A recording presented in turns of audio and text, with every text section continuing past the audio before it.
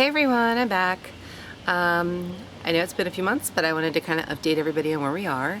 I've been working with my doctors on getting ready to do IVF. I have my first scheduled appointment for learning how to do the shots and everything this Tuesday, which is going to be crazy because they're going to show me how to inject myself. You know, it's like kind of freaky. But you know, we're moving along in the process. I was able to get funding back in March because up until then we were kind of like, we're not going to be able to do IVF. And then when the Obamacare thing went through, I was able to get some insurance that helps me cover IVF, which is kind of great. So Kevin and I are working towards getting ourselves in shape because apparently IVF is one of those things where a lot of doctors won't work with you unless you have your weight in check. And unfortunately, that is not something that's coming easily to me. So for the last, since probably April 24th or 25th, I've been really like pushing to try and get as much weight off as possible. And when I saw the doctor in May, he basically told me that I have to lose 30 pounds in order to do IVF. Oh, like I haven't been trying to do that this whole time? Yeah, so it's not easy. Really, in reality, I probably need to lose about 35 pounds because he was wrong. He gave me the wrong numbers, and when I was talking to the nurse, she gave me another 5 pounds more to lose. So it's really like 35 pounds I have to lose. And I've been busting my butt. Let me tell you, I am running 3 days a week. I'm doing Zumba 3 days a week. I do acupuncture now 1 day a week, which I love. I never thought in the world I would ever like acupuncture, but I do, you know. And so there's all these things that I'm doing, and I'm eating like this very low carb diet, also low calorie, which is only like 1,500 calories a day. And in the time that I've been doing it, I've lost 16 pounds, which seems like a lot to a lot of people, but it's not. You know, on a low carb diet with that many calories, I should be really losing like significantly more, and I'm not. So I was talking to my acupuncturist, and she had suggested this book by Sarah Gottfield, which is called The Hormone Cure. And after taking the test in the book and then reading the chapters, it looks like I have high cortisol, which I did not know. That's like the one I didn't know. Low progesterone, which I did know, and high estrogen, which I also knew. And essentially, with those things, there's no way I'm going to get pregnant on my own. There's just no way, unless a doctor intervenes and starts really trying to figure out how to get those hormones in balance, which could take like years. So the reality is that the only option I really have is IVF. And even then, there's no guarantee that's going to work either. So I'm trying to work with the doctors and get my hormones in check using a lot of herbs. I've been taking Vitex and DIM and vitamin C and Fertilade and all the, I mean, I'm on like, no joke, 12 supplements a day. And we're not talking like one pill. We're talking like, some of them are 3 pills a day. Like I have to take. There's so many pills. I look like a drug addict when I'm like, but they're all vitamins. It's like so bizarre. I'm taking like so many supplements. And I was talking to the acupuncturist, I was like, is that normal to be on like 12 supplements a day? And she's like, oh, she's like, our food just doesn't have good stuff in it anymore. She's like, it's not nutrient rich anymore. It's so, you know, commercialized that they've taken all the nutrients and good things out of our food. So yeah, you probably will need to be on like 12 supplements to kind of balance out your body. And the worst part is a lot of them I've been on for several months, but of course the ones that I really needed to be on, I just started within the last few weeks, and sadly, it takes about 3 months for them to kind of really get your body back in gear. And of course my cycle's been a mess because I've been on these for like, you know, a couple weeks, and my cycle's been all over the place because of that. And it's crazy, but I'm like kind of happy that it's holding off because it's giving me like an extra week or two to lose those extra pounds I really need to get off. But one of the things it said in the book was that you're not going to lose weight if your hormones are out of balance. Well, gee, thanks.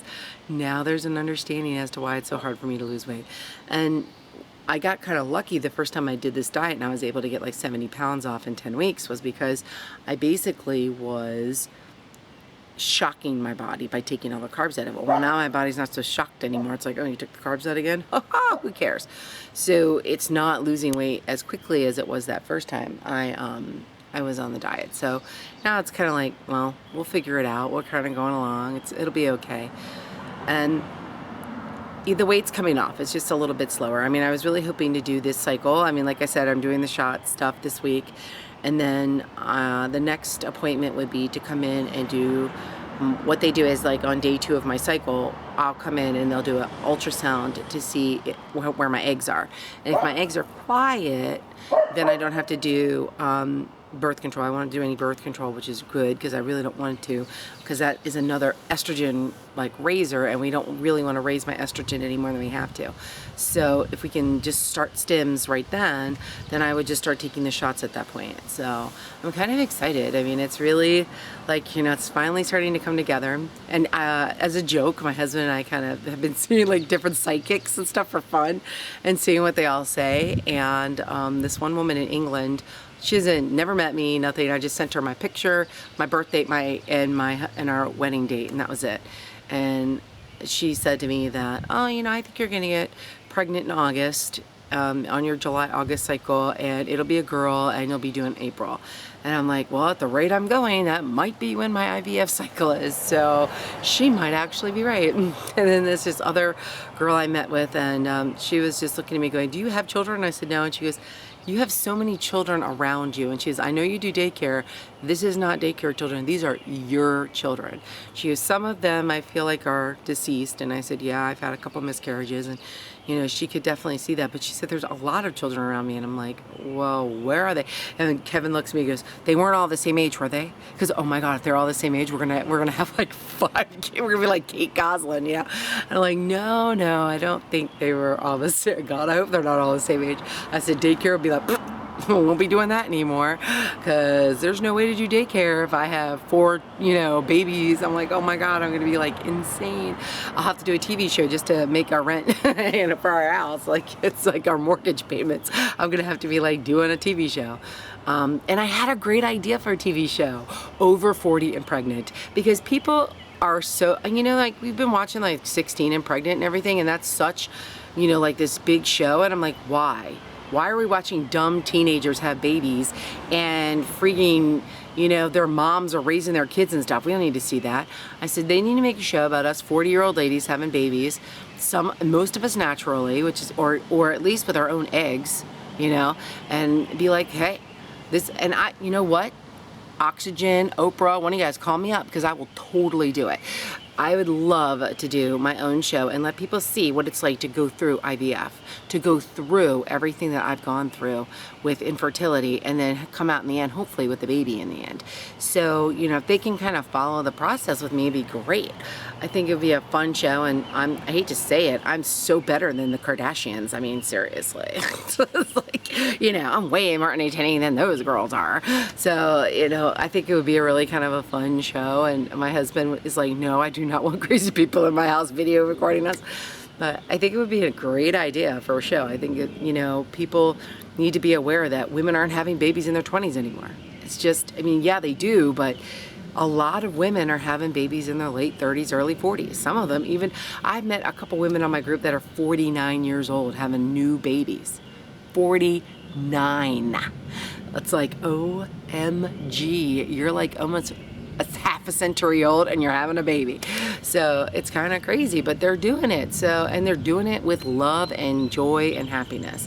And there's no, like, we don't have the worries that a 20-year-old have. My husband has a secure job. We have insurance. We have a house we own. You know, we don't have to worry about the stuff that those little 20-year-olds are like running around going, oh, can grandma help take care of my baby? Because please, you need to start showing girls that this is what, if you wait and you wait long enough, you can have everything. You can have the house and everything and not have to be in the poorhouse all the time. So maybe they need to be showing that on television, you know. But that's just my take on what people should be doing, you know, for TV shows. You know, I'm not a TV show writer, so what do I know? But yeah, I feel really good. I mean, I'm dropping dress sizes now, and I feel good in my clothes again. So at least if nothing else, I'm starting to see that distance. So as we get closer to doing IVF, I'm going to start doing a lot more posts, because I want to walk women through the IVF process. So you'll see me do my first shots, you know, and I'll do that, and I'll do you know, every time I do a different shots, you know, I will have to try and show you guys some of the different shots, and you know, if I start to get any crazy reactions. But fortunately for me, I do not have to do the PO shots, which is progesterone and oil. I was really worried about that, but those are given, most women do it with IVF, but I won't be, because I'll be doing suppositories, which sound kind of gross, but they're not that bad. Suppositories are like 10 times better than shooting yourself in the butt and getting these huge knots, and they don't go away, and you have to, oh my gosh, if you heard the horror stories about women in PO shots, you would never want to do IVF. The rest of the shots are a piece of cake. When you get to these PO shots, they are terrible. So I told the doctors, I was like, do I have to do PO shots? And she's like, no, you're gonna do suppositories. Like, yes. And all these girls are like, you don't realize how gross those are. I'm like, I've done them. They really aren't a big deal. You know, they don't bother me at all, but maybe other people are like, no, that's okay. Shooting injections into my butt, yeah, not really fun. I'd prefer the other, thanks. So, you know, they can keep those PO shots. Those are for the birds, but for me, I'm happy because I don't have to do that. But I have a feeling they're gonna have to really boost my progesterone quite a bit. I don't think 2 pills a day is gonna be enough. They're probably gonna have to do 3, maybe 4, but we'll see. Obviously my estrogen being as high as it is, they're thinking I might have to do also estrogen blockers too, so we'll see. Obviously the DIM is an estrogen blocker, so I may just continue doing that, and hopefully it will work with the DIM, because the DIM helps regulate the bad estrogen, which is what can cause my cancer to come back, so we really don't want that.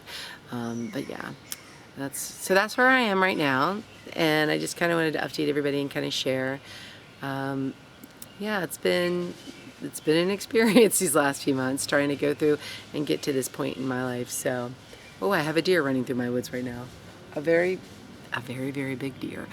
Don't let my husband see it. Hit bang bang, put it on the wall. No, that would be my brother-in-law's. No, my husband doesn't hunt, but I think he'd love to have a big deer head on as well, but he doesn't want to be the one shooting it.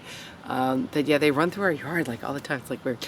Yeah, so that's kind of where I am, and I hope everybody has a great week, and I'm feeling so much better, like more confident going into this, and I think it's the best. I kind of feel like God's been pushing me this way. He's been sending so many women to me for daycare that have had IVF babies. I mean, out of all my daycare moms parents that have been calling me for daycare, I would say 2/3 of them have been IVF parents, and all of them have a story, and I've listened to all their stories, and you know, even then some of them are men calling me and telling me their stories. So it's kind of an amazing thing, and for that to come to me the way that it has, I kind of feel like God's saying, Christine, this is the way you need to go. So that's where I'm going. And if we have twins, I'm cool with that. Twins is good. I'm right on with twins. Triplets might be a little scary. I don't know what I'm gonna do. If we have 3 or more, daycare is gonna be really rough, because I don't think we could afford to do daycare with 3 or more babies, but you know, we'll figure something out. Well, until next time, folks, I am doing good, and I just want to kind of update you. So have a great one.